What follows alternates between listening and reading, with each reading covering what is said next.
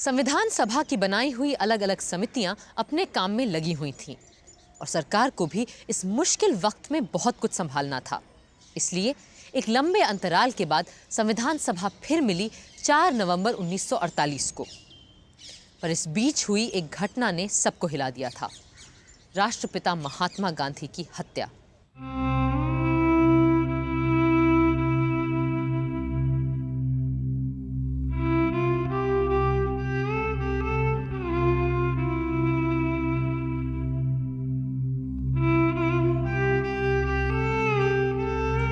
जाहिर है संविधान सभा में सबसे पहले बापू को श्रद्धांजलि दी गई और मौन रखा गया।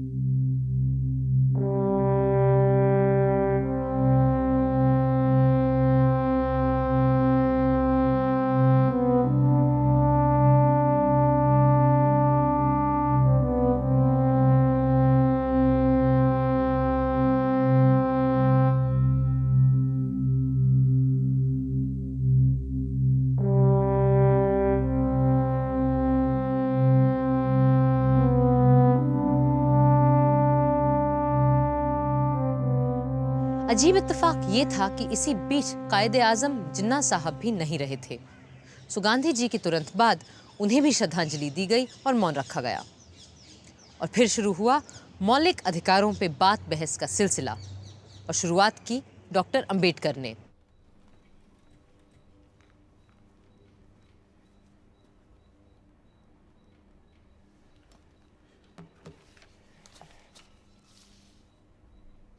The most criticized part of the draft constitution is that which relates to the fundamental rights. It is being said that the fundamental rights are not fundamental unless they are also absolute rights. In the first place, this criticism seeks to distinguish fundamental rights from non-fundamental rights, which is not sound. The real distinction between the two is that non-fundamental rights are created by agreement between parties, while fundamental rights are a gift of the law. Only because fundamental rights are the gift of the state, it does not follow that the state cannot qualify those laws. पर बहुत से लोगों का मानना था कि नागरिकों को बुनियादी हक देने में बड़ी कंजूसी की गई है। Dr. Ambedkar is a learned professor. And I think the draft constitution is mainly his handicraft. I want to ask him why the fundamental rights, if indeed they are fundamental. Why are they being qualified by putting so many provisos? Either state the fundamental rights clearly, frankly, or omit the whole chapter from the constitution and let the future governments frame the fundamental rights according to the needs of the time.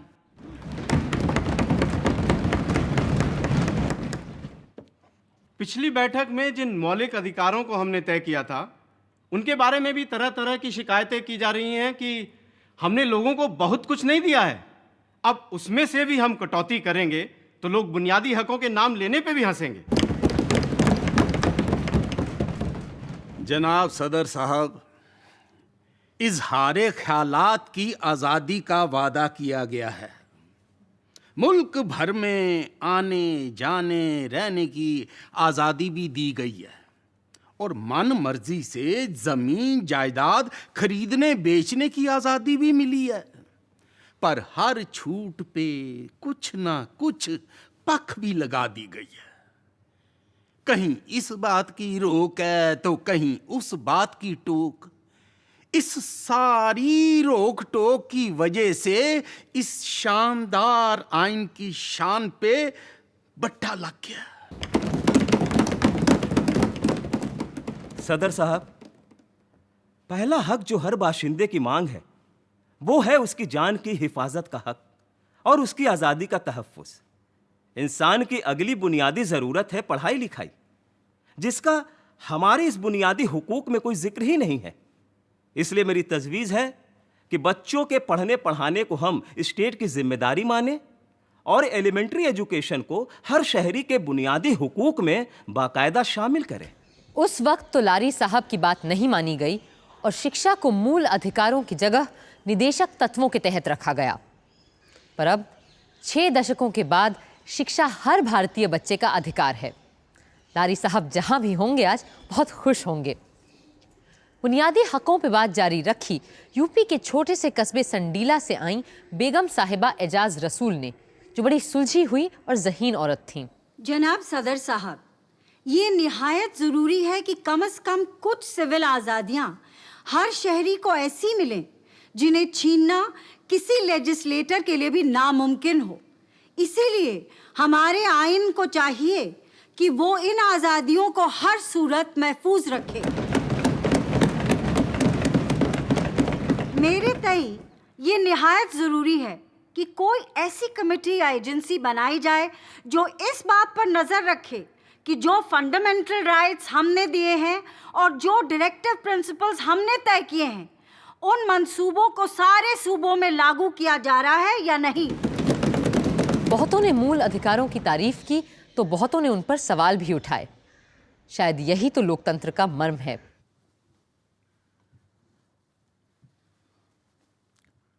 Sir, there are 2 novel things that are not there in any of the constitutions of the world. First of all, the eradication of untouchability. As a member of the so-called Harijan community, I welcome it. The second feature is the abolition of forced labor, begar.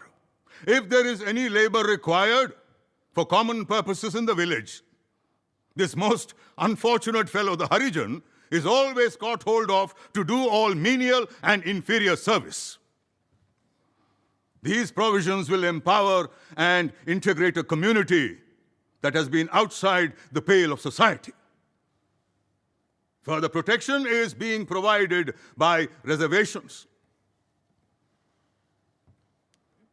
There are certain sections of people who say that no reservation is required, but all those who have seen the unfortunate plight of my community feel that reservation must be there, as already accepted by the Minorities Committee and also approved by this august assembly.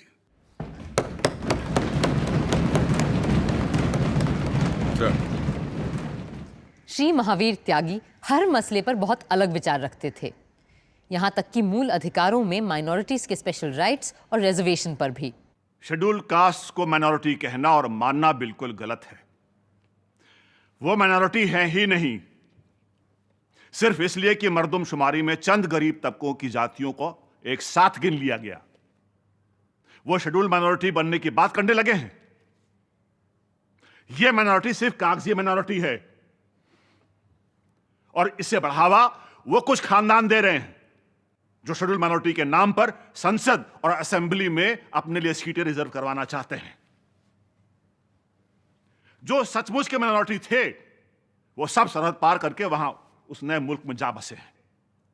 Sir, अब ना कोई minority रह गई है और ना अब किसी माइनॉरिटी के लिए कोई रिजर्वेशन रहना चाहिए।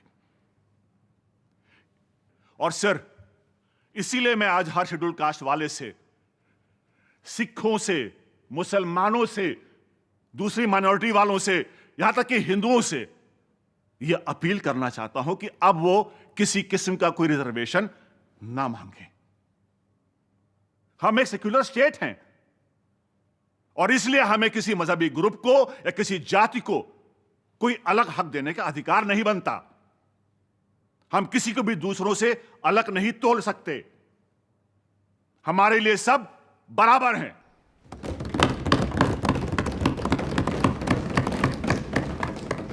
सदस्यों की शंकाओं को सुलझाने और सवालों का जवाब देने खड़े हुए ड्राफ्टिंग कमेटी के सम्मानित सदस्य श्री अल्लाड़ी कृष्णस्वामी अय्यर, जो बीमारी के कारण अक्सर बैठकर बात किया करते थे।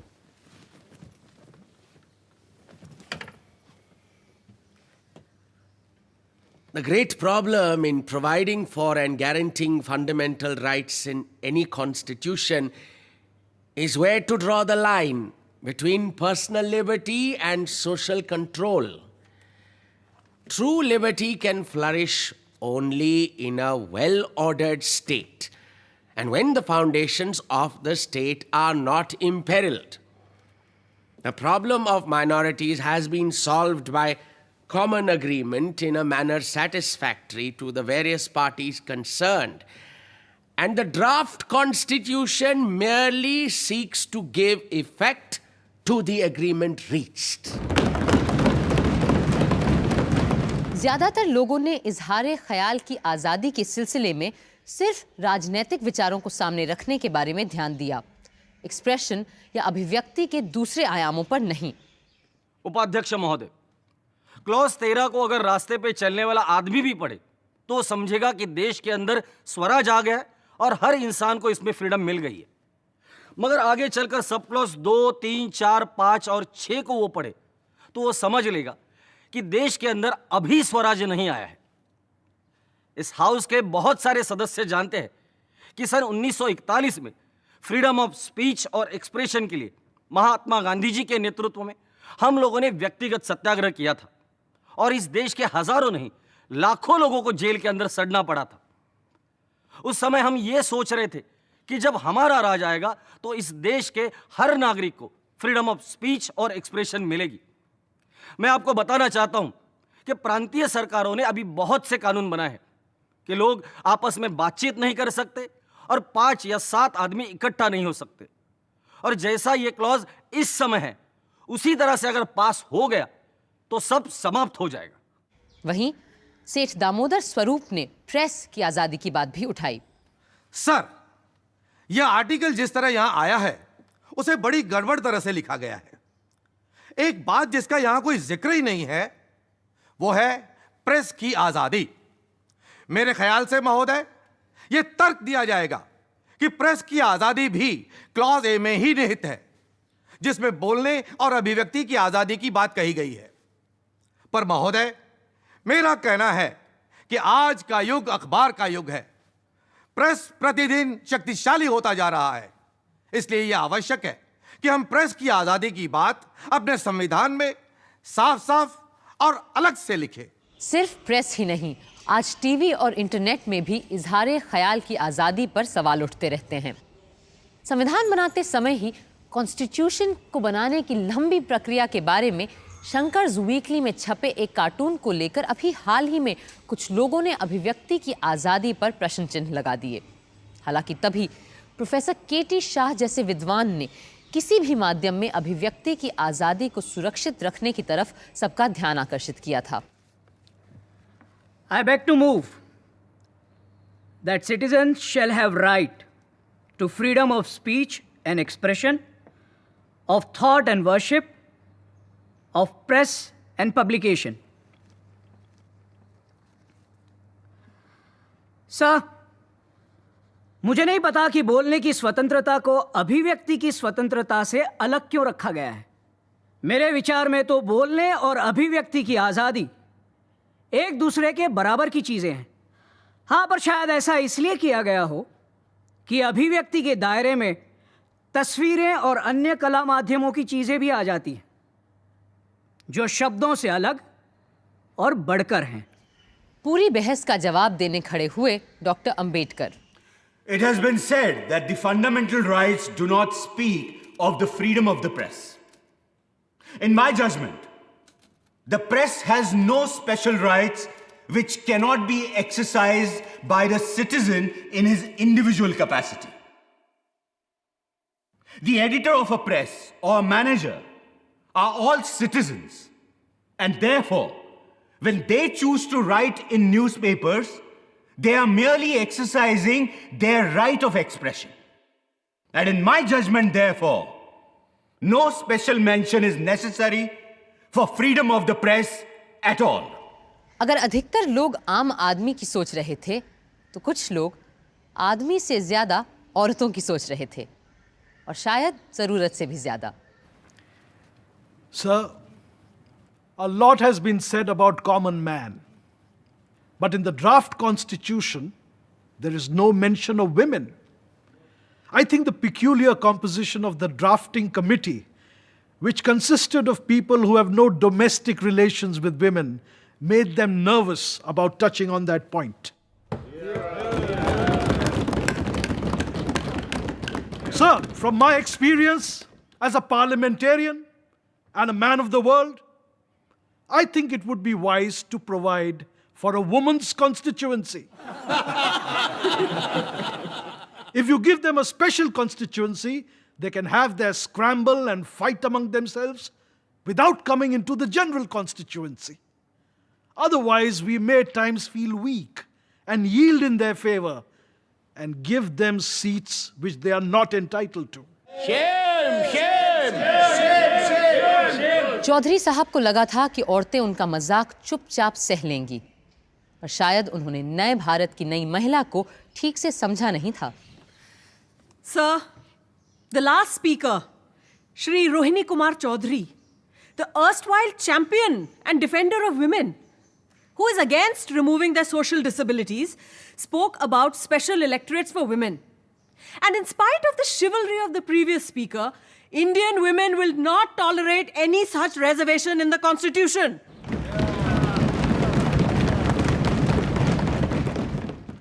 जनाब, एक औरत होने के नाते मुझे सबसे बड़ी मसर्रत ये है कि हमारे आइन में सेक्स की बुनियाद पे मर्द औरत के बीच कोई भेद नहीं किया गया है और मुझे यकीन है कि आने वाले वक्त में हमारे देश की औरतें नए संविधान से बराबरी के बर्ताव का पूरा भरोसा रख सकती हैं। आज 6 दशकों बाद औरतें आरक्षण की मांग कर रही हैं, क्योंकि हमारे सदनों में महिला सांसदों की तादाद औरतों की आबादी के अनुपात में ना के बराबर है। आगे चलकर संविधान सभा में बात जब शस्त्र रखने के हक को लेकर हुई तो केवल सिखों को किरपान रखने का अधिकार मिला। फौरन दूसरे लोगों ने अपने अपने रिवाजों की दुहाई देते हुए शस्त्र रखने के हक को मूल अधिकारों के तौर पर मांगा। आदिवासियों के नेता और नुमाइंदे श्री जयपाल सिंह के तेवर तो सबसे अलग थे। Sir, this matter of the Arms Act has been mischievously applied against the Adivasis. Let me give you the instance of the Oraons. They are the 4th largest group of Adivasis in India.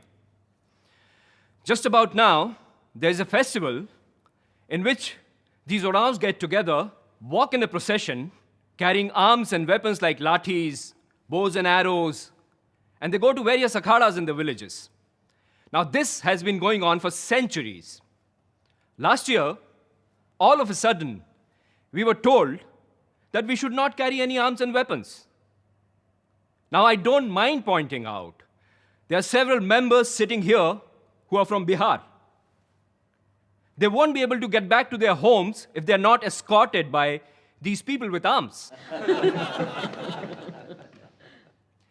Every 7 years, it is the custom in Chota Nagpur, during festivals like Era Sindra and Jani Shikhar, Adivasi women get together, dress as men, and hunt in the jungles.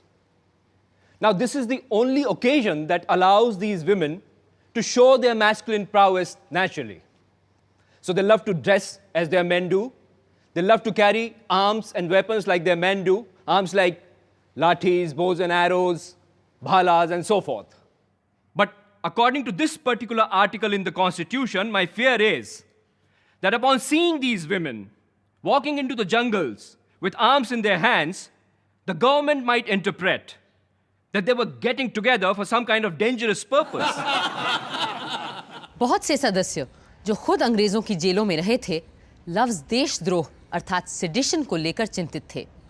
वो चाहते थे कि इंसान की आज़ादी किसी भी कीमत पर आसानी से नहीं छीनी जानी चाहिए। Sir, when the British were ruling, they often kept people in custody without bringing them to trial. We cried until we were hoarse that this went against a person's fundamental rights. Sir, this is a sacred right, and it must be protected.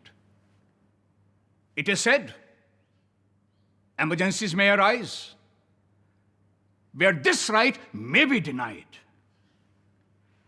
Even when emergencies arise, the High Court must have the power to ensure that the man is kept in detention only after proper trial. I would therefore request this assembly to see that provision is made in the fundamental rights that the liberty of every subject is protected.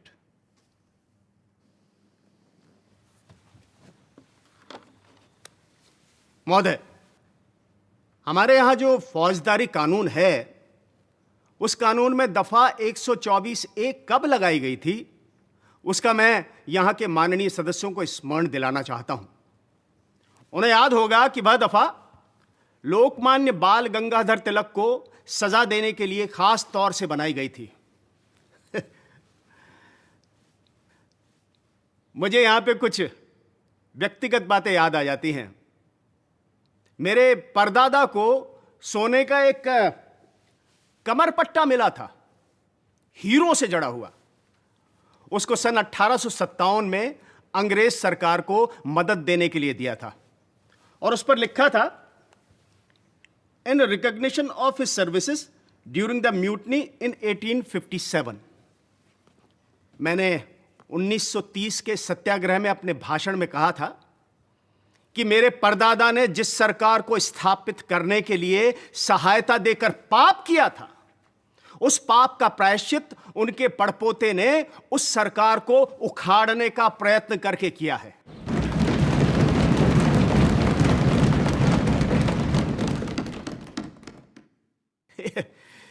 इस पर मेरे ऊपर 124A में मुकदमा चलाया गया और 2 वर्ष के लिए मुझे कड़ी सजा दी गई। कहने का मतलब यह है कि इस सभा के अनेक ऐसे सदस्य हैं जिनको इस 124A धारा के अनुसार सेडिशन में न जाने कितनी बड़ी बड़ी सजाएं दी गई थी। बड़ी खुशी की बात है कि हमको जब freedom of speech and expression इस उपधारा में दी जा रही है और अब इसमें से सेडिशन शब्द को भी उखाड़ फेंक दिया जाएगा। अफसोस है कि राजद्रोह या सेडिशन की धारा बरकरार रही और आज तक लागू है और इस्तेमाल भी की जाती है। उधर एडवाइजरी कमेटी में 2 दिन, सब कमेटी में 11 और संविधान सभा में पूरे 25 दिन के बहस मुबाहिसे गिले शिकवे के बीच हमारे मूल अधिकार तय हो ही गए और हर नागरिक को मिला समता, स्वातंत्र्य, संस्कृति, शिक्षा, जायदाद, शोषण से मुक्ति और संवैधानिक उपचार का अधिकार। बुनियादी हकों के अलावा एक अनोखी चीज शामिल हुई हमारे संविधान में, राजनीति के निदेशक तत्व, the directive principles of state policy. And then we should have food, health, education for all, if possible. Idea तो बहुत अच्छा है राव साहब, लेकिन how can we guarantee all this in the constitution, और वो भी इतनी बड़ी आबादी के लिए? Well, I was referring to an ideal situation in an ideal state. But in his Arthashastra, Kautilya has written that the king shall provide for orphans, the infirm, afflicted, helpless, the sick and the dying, with maintenance, and helpless expectant mothers and the children she will give birth to. हो सकता है हमारे बिहार में चाणक्य के ज़माने में ये सब पॉसिबल रहा हो, लेकिन अच्छा, suppose we can not provide what we promised, then what? उसके लिए क्या सजा तजवीज़ करेंगे आप? Well, the question of punishment will only arise when we make these ideas into fundamental rights, which a court of law can decide on. But at least by incorporating these into directive principles, we can set ourselves up a dream destination which one day we will want to arrive at. And therefore it is my belief that future governments will find directive principles of state policy necessary. The idea is excellent. बल्कि इस तरह से हम उस वादे को भी पूरा कर पाएंगे जो 1928 की ऑल पार्टी कॉन्फ्रेंस में हमने लोगों से किया था, जिसमें हर शख्स को हेल्थ, एजुकेशन और काम प्रोवाइड करने के साथ साथ हर जच्चा बच्चा और बीमार की देखभाल करने का वादा भी किया गया था। लेकिन राव साहब, अपनी सब कमेटी के मेंबरान को ये सारी बात समझाने के लिए you will have to prepare a note like you always do. Absolutely sir, I will. और यूं तय होने शुरू हुए राज्य नीति के निदेशक तत्व, the directive principles of state policy, यानी वो अधिकार जो भले न्यायालय के द्वारा लागू नहीं करवाए जा सकते, पर जो देश के शासन में मूलभूत हैं और जिनको लागू करवाना राज्य का कर्तव्य होना चाहिए। The principles set forth here are intended for the general guidance of the legislatures and the government of India. The application of these shall be the care of the state and shall not be cognizable by any court of law. The Union and all its units thereof shall direct its policies towards securing that all citizens, men and women, shall have adequate means of livelihood, equal pay for equal work, that all workers, children, and women shall not be abused and exploited because of economic necessity, that the ownership and control of material resources of the community are so distributed as best to subserve the common good. और हर मजदूर को, वो चाहे कारखाने में काम करता हो या खेत खलिहान में, इतना रोजगार तो मिलना ही चाहिए कि वो अपना जीवन यापन कर सके और ढंग की जिंदगी जी सके, जहां उसे समाज और संस्कृति से जुड़ने की फुर्सत भी मिले। और ये कि विवाह सिर्फ औरत और मर्द दोनों की हामी से ही हो और वैवाहिक जीवन में दोनों की बराबरी की मर्जी चले और दोनों के समान अधिकार हों। ये शायद संभव न हो पाए क्योंकि हमारा समाज अभी इतना विकसित नहीं है कि the directive principles of state policy एक कुतुबनुमा की तरह हमें बताते रहते हैं कि देश और समाज को आदर्श रूप से किस दिशा में जाना चाहिए। इन दिशा निर्देशों पर भी बहुत सोचा संविधान सभा के सदस्यों ने। The state shall make no discrimination against any citizen on grounds of religion, race, caste, and language. And what about sex? What sex? Gender. I want the word sex also to be included here. असमानता हटाने की बात करते वक्त आप लोग औरत और मर्द के बीच की असमानता हटाने की बात करना क्यों भूल जाते हैं? Then we can say that no discrimination shall be made on grounds of religion, race, caste, language, and sex. But discrimination for women means discrimination against men, isn't it? But how? Suppose you have a park solely for women, which is paid for by public funds, then it will be considered illegal if you say no discrimination shall be made on ground of sex. Yes. For example, we cannot make a tank only for Muslims. It will be illegal because it discriminates on grounds of religion. आप ये कहना चाह रहे हैं कि कल से सिर्फ औरतों के लिए पार्क, तालाब, घाट, कुएं सब बंद कर दिए जाएंगे?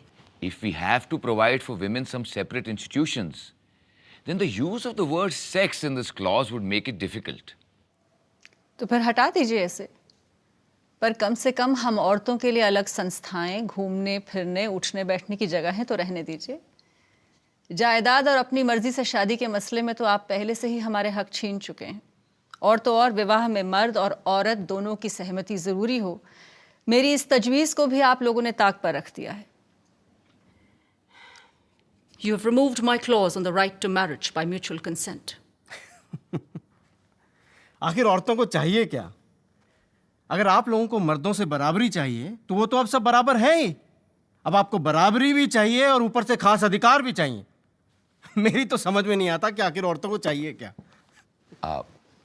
I, for one, do not complain about their attitude. I agree with your attitude, madam. Thank you.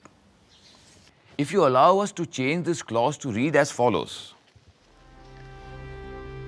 The state shall make no discrimination on grounds of religion, race, caste, and language, provided that nothing contained in this clause shall prevent separate provisions being made for women and children. I have no objection to that. Then, shall we accept this clause as amended? Accept it.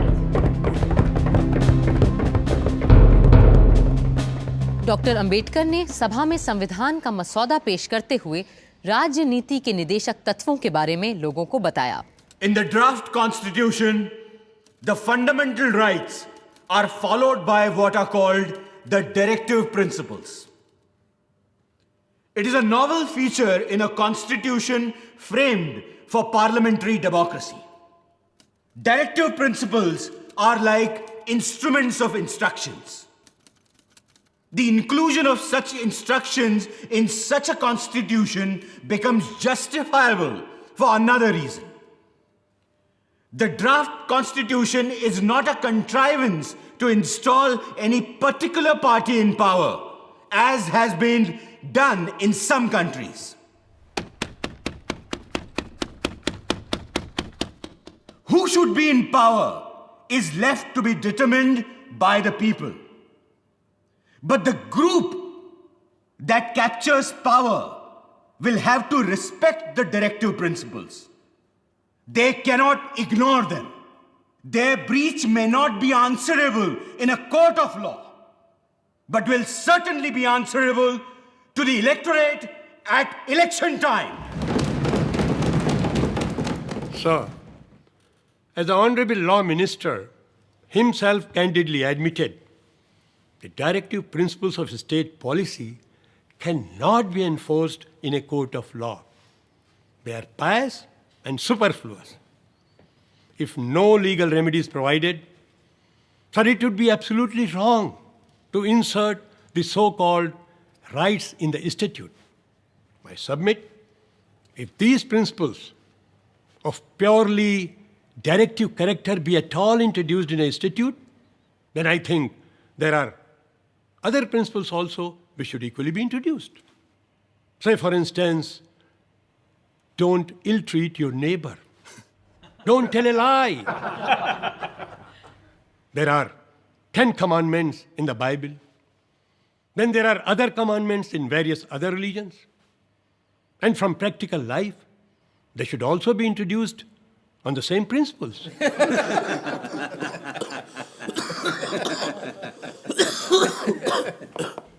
नज़ीरुद्दीन Ahmad साहब जैसे लोग जहां directive principles को पूरी तरह खारिज कर रहे थे, वहीं ऐसे लोग भी थे जो इन्हें बड़ी गंभीरता से ले रहे थे। और जैसे जैसे संविधान अपना स्वरूप लेता गया, डायरेक्टिव प्रिंसिपल्स को लेकर लोगों के ख्यालात बदलते गए, साफ होते गए। सन 48 के अंत में एक बार फिर निदेशक तत्वों को लेकर सभा में बातचीत शुरू हुई। डायरेक्टिव प्रिंसिपल्स की बात बहुत अहम और ज़रूरी है, क्योंकि ये यूनिफॉर्म सिविल कोड से भी ताल्लुक़ रखती है और बुनियादी तौर पर हमारे इकोनॉमिक हालात से भी। डॉक्टर अम्बेडकर ने अपनी किताब में खुद लिखा है कि इन उसूलों को हमारे आइन में बुनियादी हुकूक का दर्जा मिलना चाहिए और इन्हें 10 वर्षों के अंदर अंदर लागू करवाने के लिए मुकम्मल इंतजामात होने चाहिए। इसके लिए यह भी ज़रूरी है कि लफ्ज़ directive principles of state policy को काट कर उसकी जगह पर हमें fundamental principles of state policy का दर्जा दिया जाना चाहिए। Sir, Sardar Patel gave the title to these rights as Fundamental Principles of Governance. I should like to know from Dr. Ambedkar, why have they made a departure and changed the title to Directive Principles of the State Policy? Sir, the word directive is necessary and important because it is to be understood as giving certain direction to the future executive to show in what manner they have to exercise the power which they will have of legislature and executive. Kamat साहब का अनुमोदन तो पास नहीं हुआ, पर श्री अनंत सयनम अयंगार, जो इतना बोलते थे कि लोग उन्हें अनंत वचनम कहते थे, उन्होंने सवालों की झड़ी लगा दी। Mr. Chairman,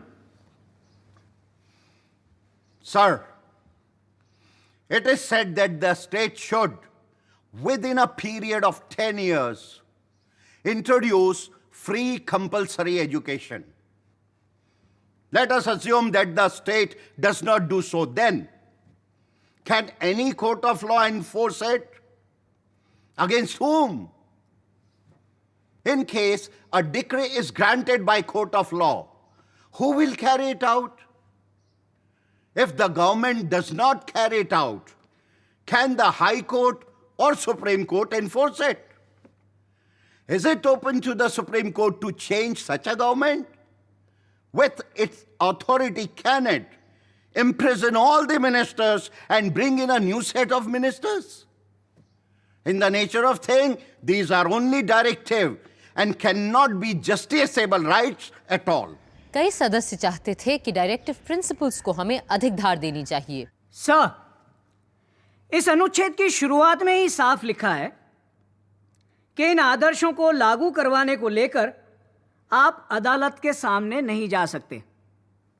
बिना किसी को ठेस पहुंचाए मैं कहूंगा कि इस तरह की बात से न अदालत को संविधान की फिक्र होगी, न एग्जीक्यूटिव को इसकी चिंता। और जब इन्हें सहूलियत हुई तो वो इन बातों को लागू करेंगे, वरना भूल जाएंगे। It looks to me like a cheque on a bank, payable when able. That is only if the resources at the bank permit.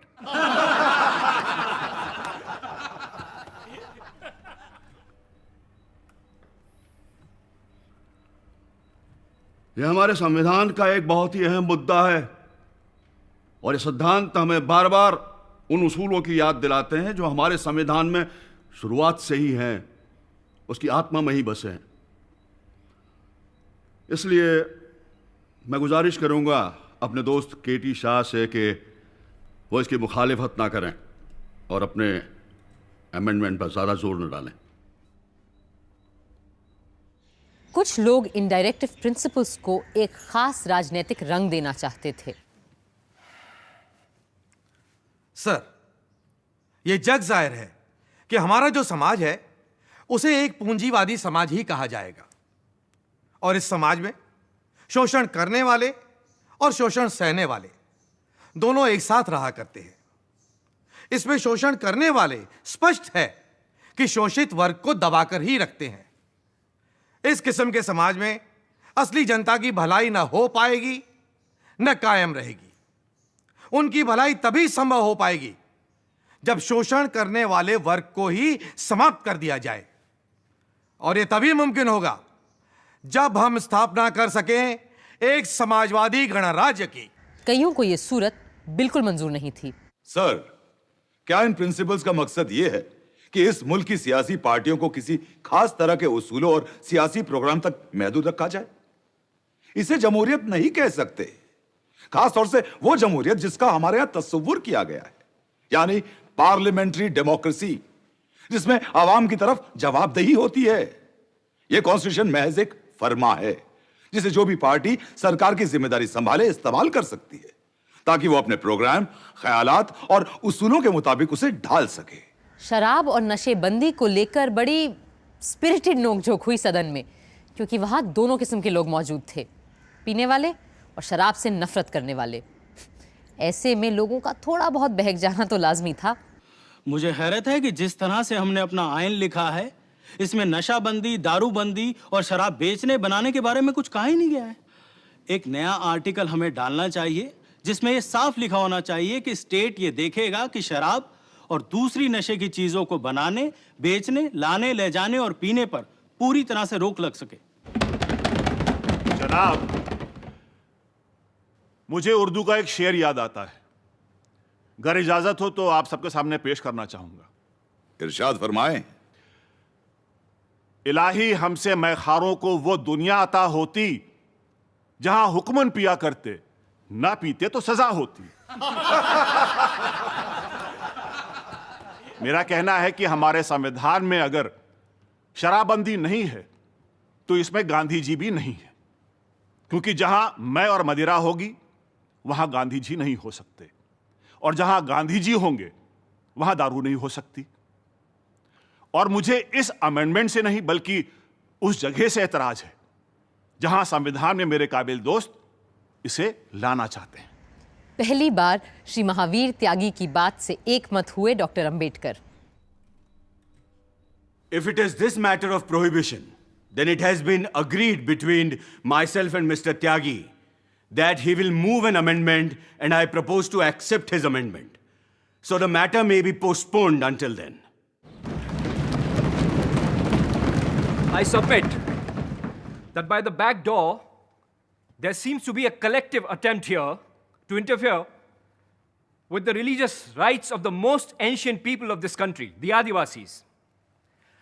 I remember during our discussions in the advisory committee, Maulana Azad was pleased to put a direct question to me. And his question was, "Kya ye mazhabi cheez hai? Is this a religious matter?" Now, sir, as far as the Adivasis are concerned, there's absolutely no religious ceremony, no religious festival that can be performed or celebrated without the use of rice beer. So pardon my saying so, but this amendment seems to be a vicious one. It seeks to interfere with my religious rights. So whether you put it in the Constitution or not, I am not prepared to give up my religious privileges.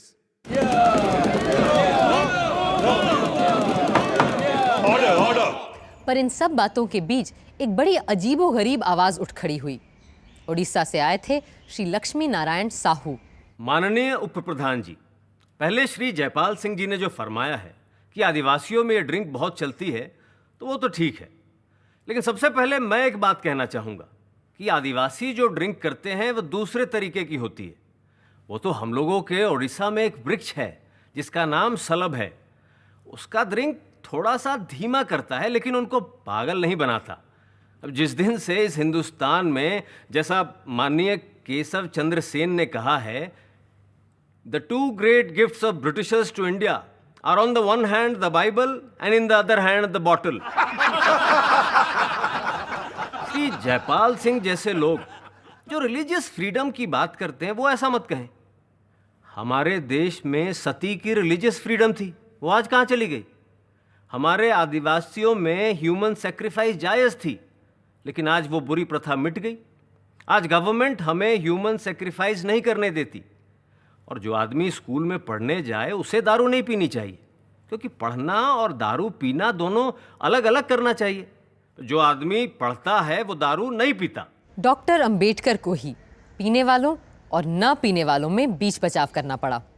Even though a state may apply its own law regarding prohibition in any part of the country, it has no right to make it applicable to tribal areas without the consent of their district and regional councils. गौ रक्षा को लेकर बहुत से सदस्य बड़े बेचैन और उत्तेजित थे, और जब पंडित ठाकुर दास ने प्रस्ताव रखा कि दूध देने वाली गायों और उनके बछड़ों के वध का निषेध होना चाहिए, तो सेठ गोविंद दास फौरन उछल गए। महोदय, पंडित ठाकुरदास यह चाहते हैं कि गायों का और दूसरे उपयोगी जानवरों का वध निषेध हो। इसका यह अर्थ होता है कि अनुपयोगी गायों को काटा जा सकता है। परंतु मेरे सुधार का अभिप्राय यह है कि जहां तक गायों का संबंध है, वहां तक गायें चाहे उपयोगी हों या अनुपयोगी हों, और गायों के अंदर सांड, बैल, बछड़े भी आ जाते हैं जो गायों से उत्पन्न होते हैं, उन सब का वध रोक दिया जाए। मैंने तो इस प्रस्ताव को फंडामेंटल राइट्स, मौलिक अधिकार में भेजा था, परंतु मुझे इस बात का दुख है कि वहां पर यह उस समय नहीं रखा जा सका, और उसका कारण यह बताया गया कि फंडामेंटल राइट्स, मौलिक अधिकार, सिर्फ मनुष्य से संबंध रखते हैं, पशुओं से नहीं। इस देश के जो बड़े बड़े सांस्कृतिक प्रश्न इस विधान परिषद के सामने हैं, उनमें देश का नाम क्या रखा जाए, देश की राष्ट्रभाषा क्या हो, देश की राष्ट्र लिपि क्या हो, देश का राष्ट्रीय गान क्या हो, और देश में गौवध हो या बंद कर दिया जाए। जब तक इन प्रश्नों का निपटारा हमारी विधान परिषद इस देश की जनता की राय के अनुसार नहीं करेगी, तब तक इस देश की जनता स्वराज का कोई अर्थ नहीं समझ सकती। महोदय, वसुधैव कुटुंबकम, वसुधैव कुटुंबकम के हमारे देश में समस्त संसार को एक समझा जाता था, और इस एकता के जीवन का प्रतीक गौ है।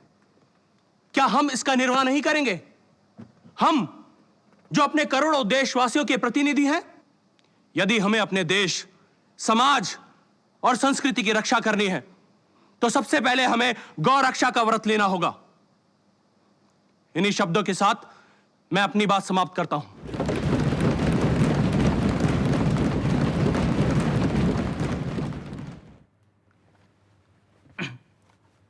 महोदय, कुछ लोग मेरे पास आए और बोले आप गायों को बचाना चाहते हैं और चाहते हैं कि गौ रक्षा को संविधान के मौलिक अधिकारों में शामिल किया जाए।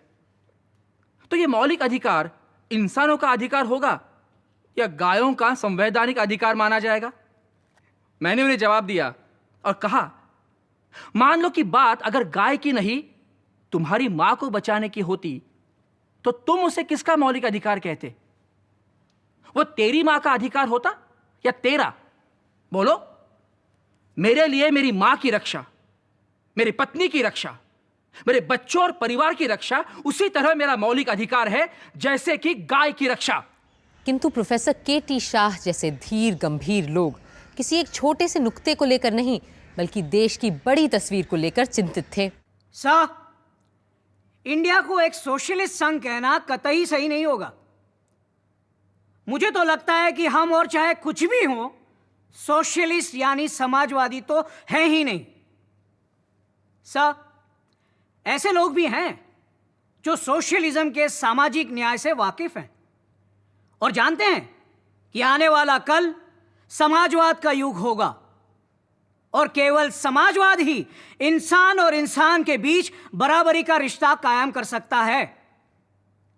सर, केवल समाजवादी एक ऐसी व्यवस्था है जिसमें मनुष्य को उसके नैसर्गिक अधिकार मिलेंगे और हर आदमी दूसरे के बराबर होगा और हमारे जीवन से वो सारी झूठी बाधाएं, रिवाज, रस्में, कानून सब खत्म हो जाएंगे जिनमें चंद लोगों के फायदे के लिए इंसान ने खुद अपने आप को जकड़ रखा है। डॉक्टर अंबेडकर को फिर एक बार ड्राफ्टिंग कमेटी की बात और इरादे सबको समझाने पड़े। Article 31 deals with directive principles of state policy. It says, the state shall in particular direct its policy towards securing, 1, that the citizens, men and women, equally have the right to an adequate means of livelihood. 2, the ownership and control of the material resources of the community are so distributed as best to subserve the common good. 3, the operation of the economic system does not result in the concentration of wealth and the means of production to the common detriment. 4, that there is equal pay for equal work for both men and women. There are some other items more or less in the same strain. What I would like to ask is this. If these directive principles to which I have drawn attention are not socialistic in their direction and content, I fail to understand, can socialism be any more than this? अधिकतर संशोधन खारिज कर दिए गए और doctor Ambedkar का रखा प्रस्ताव पास हो गया, पर सारे मूल अधिकारों और दिशा निर्देशों के अलावा हर नागरिक अपने कर्तव्य को भी तो जाने और पहचाने, इस मुद्दे को उठाया प्रोफेसर के.टी. शाह ने। साहब, एक चीज ऐसी है जिसे इस वक्त भी संविधान लगभग बन चुकने के इस मोड़ पर भी मैं सभा के सामने लाना चाहता हूं। हमने संविधान में बार बार अपने हकों की बात की है, केवल अधिकारों की, जबकि अपने कर्तव्यों के बारे में हमने पूरे संविधान में एक शब्द भी नहीं कहा है। मैं इस सभा के सामने साफ कहना चाहूंगा कि एक विचारशील व्यक्ति, समाज, सदन के नाते अपने केवल अधिकारों की बात करते रहना और एक नागरिक के नाते समाज, संघ और देश के नाते अपने कर्तव्यों को भूल जाना सही नहीं है। मैं तो कम से कम यही कहूंगा कि एक नागरिक के प्रति राज्य के कर्तव्य जितने जरूरी हैं उससे कम जरूरी नहीं है राज्य के प्रति नागरिक के कर्तव्य। हमें उनको भी अपने संविधान में फौरन शामिल करना चाहिए। पर नागरिक के कर्तव्यों को हमारे संविधान का हिस्सा बनने में थोड़ा वक्त लगा और संविधान बनने के पूरे 25 साल बाद जब श्रीमती इंदिरा गांधी ने संविधान में बहुत से बदलाव किए, उसी वक्त हमारे मूल कर्तव्यों को भी संविधान में शामिल कर लिया गया। क्या आप जानते हैं हमारे मूल कर्तव्य क्या क्या हैं? चलिए मैं आपको उनका सार बताती हूं। 1. संविधान का पालन, उसके आदर्शों और चिन्हों का आदर। 2. राष्ट्रीय आंदोलन के आदर्शों का पालन। 3. राष्ट्र की प्रभुता, अखंडता, एकता की रक्षा। 4. देश की रक्षा और सेवा। 5.